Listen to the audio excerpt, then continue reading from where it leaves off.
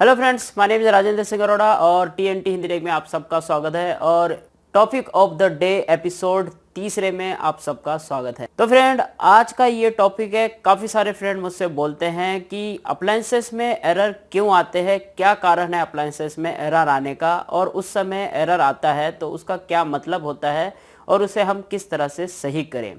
तो ये काफ़ी सारे दोस्त जो है मुझसे सवाल पूछते हैं व्हाट्सएप, फेसबुक और नीचे कमेंट करके कि एरर क्यों आते हैं अप्लायंसेस में। अप्लायंसेस आपका कोई भी हो सकता है, वो इंडक्शन हो सकता है, स्प्लिट एसी हो सकता है, विंडो एसी हो सकता है, आपका माइक्रोवेव हो सकता है, या वॉशिंग मशीन भी हो सकती है, या रेफ्रिजरेटर भी हो सकता है। डिस्प्ले वाला अगर रेफ्रिजरेटर है तो उसमें भी एरर आएगा, क्योंकि आजकल के काफ़ी सारे ऐसे अप्लायंसेस हैं जिनमें एरर आते हैं, और वो क्यों आते हैं और उनका क्या कारण है और उन्हें हम कैसे रेक्टिफाई करें, उसके बारे में यहाँ पे हम चर्चा करेंगे और उसका मैं आपको सॉल्यूशन बताऊंगा। तो चलिए वीडियो में बढ़ते हैं आगे, और इस वीडियो को जो है शुरू से लेके अंत तक जरूर देखिए ताकि आपको समझ में आए। और इस वीडियो से रिलेटेड आपके मन में क्या सवाल है जो मैं अभी बात करूंगा, उससे रिलेटेड आपके मन में क्या सवाल है, आपका क्या सुझाव है, तो नीचे कमेंट करके ज़रूर बताइए। और आगे कौन कौन से टॉपिक है जिसके ऊपर हम वीडियो बनाएंगे उसके बारे में भी मुझे ज़रूर बताइए नीचे कमेंट करके या फेसबुक पे। तो चलिए देखते हैं कि अप्लायंसेस में एरर क्यों आते हैं और क्या होता है उनका कारण।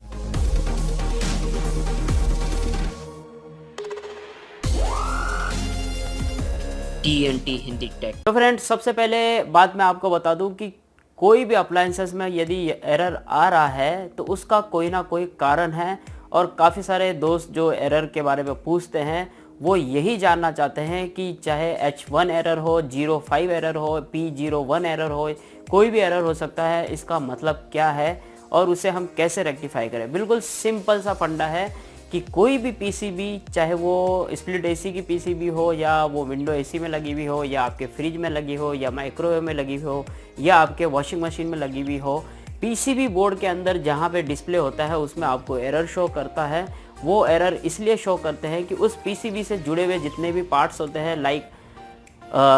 सेंसर, टेम्परेचर सेंसर, या कोई मशीन हो जो घूमने वाली हो वो ख़राब हो गई हो, वोल्टेज नहीं ले रही हो, या आगे से वोल्टेज ड्रॉप हो रहा हो, या कोई ऐसी सेंसर है जो सेंस नहीं कर पा रही किसी चीज़ को, या कोई ऐसा स्विच है जो काम नहीं कर पा रहा, या वॉशिंग मशीन में अगर एरर आ रहा है तो उसकी मोटर नहीं घूम कर पा रही है, या वो पानी नहीं ले पा रहा है, या लेवल सेंसर उसका ख़राब है। ऐसे कई सारे रीज़न होते हैं जिनके वजह से एरर आता है। तो यहाँ पे एग्जांपल के लिए मैं आपको स्प्लिट एसी के बारे में बताता हूँ। अगर उसमें कोई एरर आता है तो हम क्या करें और उसे कैसे रेक्टिफाई करें, क्योंकि कई ऐसे एरर है, सारे कंपनियों के अलग अलग एरर्स होते हैं। चाहे वो सैमसंग का एसी हो, गोदरेज का एसी हो, वोल्टास का एसी हो, डेकन का एसी हो, मित्सुबिशी का एसी हो, किसी भी कंपनी का एसी हो, सबके एरर्स अलग अलग होते हैं, सबका मतलब अलग अलग होता है। तो जब भी इस तरह के अप्लायंसेस में एरर आते हैं या स्प्लिट एसी में एरर आता है तो आपको सबसे पहले उन सारी चीज़ों को चेक करना है जो उस पीसीबी बोर्ड के साथ में अटैच है या लगी हुई है। तो पीसीबी बोर्ड के साथ में क्या क्या चीज़ें अटैच होती है स्प्लिट एसी में? फैन मोटर अटैच होती है, आउटडोर यूनिट अटैच होता है, सेंसर अटैच होते हैं, कैपेसिटर लगा हुआ अटैच होता है, या रिमोट सेंस नहीं कर पा रहा है उसका IRV सेंसर, डिस्प्ले सेंसर लगा हुआ है वो अटैच होता है, या कहीं पे उसकी पावर ड्रॉप हो रही है, वोल्टेज प्रॉपर नहीं आ रहा है, या कोई ऐसा कंपोनेंट है जो ख़राब हो गया है उस वजह से भी हो रहा हो, या कोई ऐसी कनेक्टिविटी है जो आउटडोर से इंडोर को जो जोड़ती है वो कनेक्टिविटी कहीं से ख़राब हो रही हो या जुड़ नहीं रही हो या कहीं से ड्रॉप हो गई हो, उस वजह से भी एरर आते हैं। तो इन सारी चीज़ों को आपको रेक्टिफाई करना है, क्योंकि मुझे भी नहीं पता होता कि किस एरर का क्या मतलब है। हम में से कई ऐसे टेक्नीशियन हैं जो पिछले 10 सालों से काम कर रहे हैं लेकिन उन्हें भी नहीं पता कि इन एरर का क्या मतलब है, क्योंकि ये अप्लायंसेस अभी आए हैं और इनमें अब एरर आने शुरू हुए हैं। जो पहले के अप्लायंसेस है, काफ़ी पुराने अप्लायंसेस है, उनमें बहुत से कम ऐसे स्प्लिट एसी या विंडो एसी है जिनमें एरर्स आते थे। अभी के जितने भी नए अप्लायंसेस है, जितने भी नए आने वाले अप्लायंसेस है, चाहे वो इन्वर्टर वाले हो या नॉन इन्वर्टर वाले अप्लायंसेस,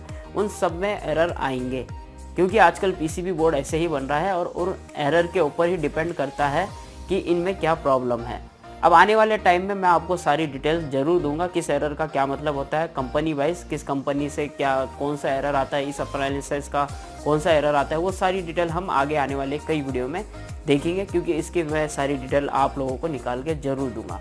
लेकिन यदि एरर आपके सामने आ रहा है, उसका चैलेंज बन चुका है आपके लिए, तो उसे क्या करना है, कैसे रेक्टिफाई करना है। जैसा कि मैंने बताया कि आपको उस पीसीबी बोर्ड के साथ में जितने भी कंपोनेंट जुड़े हुए हैं उसे रेक्टिफाई करना है। अब फॉर एग्जांपल हम इंडक्शन में लेते हैं, इंडक्शन में अगर उसका सेंसर ख़राब हो जाता है तो एरर आ जाएगा, अगर उसका कैपेसिटर ख़राब हो जाता है तो एरर आ जाएगा, अगर उसका कंट्रोल पैनल, जो कंट्रोल पैनल होता है सामने की तरफ जिसमें हम बटन दबाते हैं, एसी में भी कंट्रोल पैनल होता है जहां सामने की तरफ बटन होता है या जिससे हम रिमोट से उसे सेंस करते हैं, वो भी अगर ख़राब हो जाता है या वहाँ पे अगर प्रॉपर वोल्टेज नहीं आ रही है तो भी एरर आता है। तो ऐसे ही माइक्रोवेव में भी होता है, अगर माइक्रोवेव में मैग्नेट्रॉन ख़राब है तो एरर आ जाएगा, ट्रांसफार्मर ख़राब है तो एरर आ जाएगा, रिले अगर ख़राब है तो एरर आ जाएगा, प्लेट की घूमने वाली मोटर अगर नहीं चल रही है तो एरर आ जाएगा। तो ये सारी चीज़ें आपको रेक्टिफाई करनी है, आपको खुद से पता करना है कि यहाँ पे एरर आ रहा है तो कौन कौन से कंपोनेंट इसके साथ में जुड़े हुए हैं और उनकी सारे की टेस्टिंग करनी है। अगर उनकी सारे की टेस्टिंग करने के बाद अगर एक चीज़ भी अगर ख़राब निकलती है उसे आप सही करते हो तो उसके बाद उसे नया लगाते हो या उसे रिप्लेस करते हो और फिर चेक करते हो तो आपका एरर गायब, क्योंकि आपने वो चीज़ ढूंढ ली और उसे आपने चेंज कर लिया। ऐसे ही आपके इन्वर्टर रेफ्रिजरेटर के अंदर होता है जो डबल डोर वाले आते हैं जिनमें डिस्प्ले होता है, उनमें भी एरर आते हैं। उसमें अगर कोई सेंसर ख़राब हो गया हो या नीचे का पंखा नहीं घूम रहा हो या पंखे के पास में जो टेम्परेचर आना है या कंडेंसर के ऊपर जो टेम्परेचर आ रहा है वो नहीं आ रहा हो, क्योंकि उस पर भी सेंसर लगा हुआ होता है, वो नहीं हो रहा हो, हाई टेम्परेचर आ रहा हो या कंडेंसर बहुत ज़्यादा हीट हो रहा हो, उस वजह से एरर आ जाता है। या कंप्रेसर जो है कट ऑफ नहीं हो रहा हो, थर्मोस्टेट ख़राब हो गया हो, कंटिन्यू चले जा रहा है तो कूलिंग टेम्परेचर सेंसर जो है वो तुरंत उसको बंद कर रहा है या उसको टाइम के हिसाब से पहले बंद कर रहा है तो एरर आ जाता है। तो ऐसे कई सारे रीज़न है कई अप्लायंसेस में। तो इसलिए कोई भी अप्लायंसेस हो, पीसीबी बोर्ड को पास में जितने भी कंपोनेंट जुड़े हुए हैं उन सारे कंपोनेंट को रेक्टिफाई करो, जो जो पार्ट्स लगे हुए हैं उन सारे पार्ट्स को रेक्टिफाई करो, मल्टीमीटर से, कॉन्टिन्यूटी टेस्टर से, जिससे भी आप टेस्ट करते हो उन सारी चीज़ों से टेस्ट करो और उसके बाद में देखो कि कौन सा कंपोनेंट ख़राब है उसे रिप्लेस करो और आगे बढ़ो। तो आज का टॉपिक यही था कि एरर आता है तो उससे हम कैसे रेक्टिफाई करें। बिल्कुल ऐसे ही करना है, जो भी पीसीबी बोर्ड है उसके सारे पीसीबी बोर्ड के साथ में जुड़े हुए पार्ट्स को